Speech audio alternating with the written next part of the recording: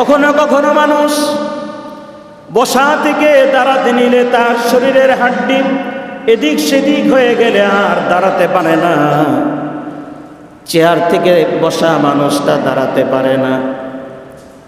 কয়েকদিন আগে আমার এক ছাত্রের খালু, মাত্র 4 দিন আগের ঘটনা, দুপুরবেলা খাবার খেতে বসেছে,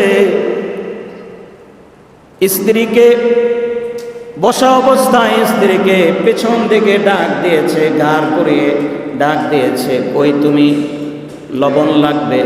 এই কথা বলে পেছন দিকে ফেরার সঙ্গে সঙ্গে তার ঘাড়ের রগগুলো ছিঁড়ে গেছে। তিনি সেখানে স্ট্রোক করে, খাবার চলা অবস্থায় স্ট্রোক করে সেখানে তিনি শুয়ে পড়লেন। স্ত্রী ধরার সঙ্গে সঙ্গে স্ত্রীর হাতের মধ্যেই তিনি ইন্তেকাল করেছেন। আল্লাহু আকবার।